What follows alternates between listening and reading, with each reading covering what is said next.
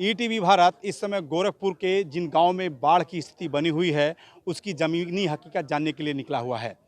पूरी तरह से नाव से हम लोग सवार होकर के मंझरिया गांव से लेकर के बिस्टोली और करीब आधा दर्जन गांव की यात्रा ईटीवी भारत कर रही है। साथ ही साथ हमारी इस यात्रा में गोरखपुर ग्रामीण विधानसभा क्षेत्र के पूर्व विधायक विजय बहादुर यादव भी शामिल हैं। यह पीड़ितों के बीच पहुंच रहे हैं, उन्हें राहत सामग्री बांट रहे हैं।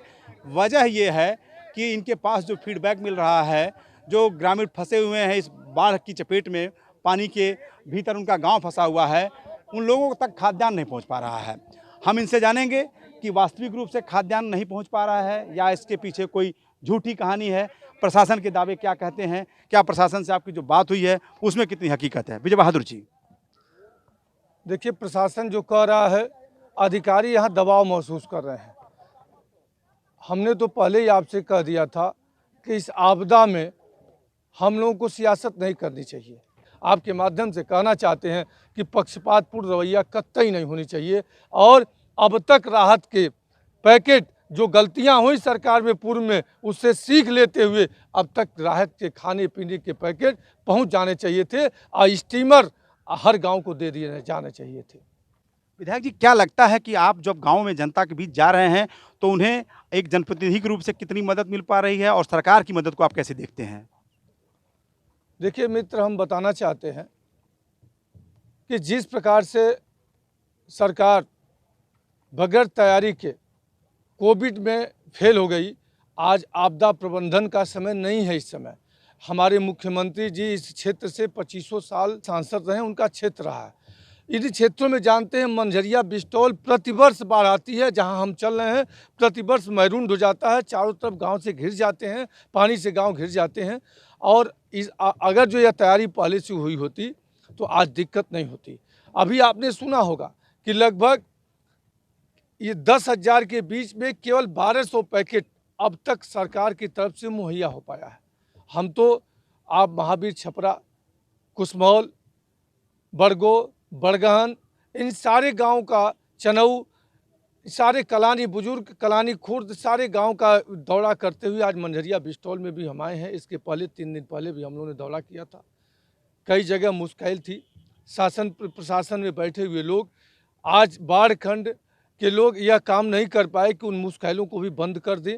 और जो हर साल बाढ़ की तैयारी की जाती है, जो झाड़ियाँ साफ की जाती हैं, अब तक आप देखेंगे बंधों की झाड़ियाँ तक नहीं साफ है। आप देख लेंगे सामने का यह घर है, चारों तरफ से पानी से घिरा हुआ है।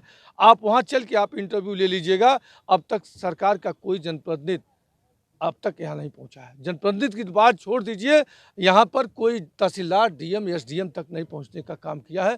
आप गांव में पूछेंगे, कोई खाद्यान्न नहीं। ये तो हम समाजवादी पार्टी के साथी, हमारे अपने लोग रातों दिन अथक परिश्रम करते हुए हर गांव में, हर जगह, हम सरकार नहीं हो सकते हैं, हम सरकार की व्यवस्था नहीं दे सकते हैं, लेकिन साथ खड़ा होकर के ढाढ़स बढ़ा सकते हैं। हम वो समाजवादी साथी कर रहे हैं। हमारे पैकेट में इतनी व्यवस्था नहीं हो सकती है कि जो 1,00,000-2 लाख लोगों के 15 दिन के जीविकोपार्जन का काम कर सके। आप हमारे दर्द को समझ सकते हैं कि हमारे कितने भारी दर्द हैं। हम बहुत कर सकते हैं। 1 से 2 दिन का भोजन जहाँ जाएंगे वो खाद्य पदार्थ उतना ही मुहैया करवा सकते हैं। हम लोगों की एक क्षमता है। आप ईटीवी के साथी हैं, हम कहना चाहते हैं कि हम इस सरकार से पूछना चाहते हैं आपके माध्यम से, एक ऐसा कोई रेगुलेटर बता दें जो शहर के चारों तरफ लगा हो, जिससे जल की निकासी की जा सके। हमारा आपके माध्यम से क्वेश्चन है, एक कोई रेगुलेटर बता दें कि जो जल प्रबंधन के लिए, कि जिससे जल जमाव न हो शहर में और शहर की कॉलोनियाँ सुरक्षित हों। इसके लिए एक कोई हमसे, आपके माध्यम से हम सरकार को क्वेश्चन करते हैं, एक जगह बता देंगे। विजय बहादुर यादव सबसे पहले उनको बधाई और धन्यवाद देगा। तरकुलानी का रेगुलेटर बना है, 85 करोड़ रुपया उस पर खर्चा हुआ है। वह सारे तरकुलानी का रेगुलेटर जो बना है, उन 50 गाँव हैं, उन पर जाके पूछ लीजिए कि मुख्यमंत्री जी ने कहा था बेलवार की धरती पर जनसभा में कि अगर 1 घंटा पंप चल देगा तो रामगढ़ ताल का पानी सूख जाएगा, ड्राई हो जाएगा रामगढ़ ताल। हम पूछना चाहते हैं उनके माध्यम से, उनकी इन बातों को सुन करके वहाँ के काश्तकार धान की फसल लगा दिए, उसमें खाद और बीज डाल दिए। आज जब बारिश हुई तो आज धान की फसल की बात तो छोड़ दीजिए, आज घरों में पानी है। हर गांव में जो तरकुलानी रेगुलेटर बनने से जो घर सुरक्षित होते, उसकी डिजाइन फेल हो गई। वह तरकुलानी रेगुलेटर भ्रष्टाचार का भेंट चढ़ गया। आज हर वर्ष से 1 से 1.5 मीटर पानी ऊपर है। जैसे आज आप देख लीजिए कि हमारे प्रधानमंत्री जी को लिए अमेरिका राष्ट्रपति का विमान आता है। हम बड़ा बात कहने जा रहे हैं आपको, लेकिन हम लोग उस पुरानी नाव पे हैं जब देश आज़ाद हुआ था। उसी डोंगी उसी नाव पर हम लोग चल पा रहे हैं। हम लोग को स्टीमर नहीं मिल पा रहे हैं। आज आधुनिक ज़माना है। अगर जो आज सरकार का प्रबंधन अच्छा होता तो हम बाढ़ को आपदा मानते हैं, कोरोना को आपदा मानते हैं, लेकिन प्रबंधन सरकार का और जनप्रतिनिधियों का काम है। ये प्रबंधन में सरकार फेल है। हमको यही आपसे कहना है।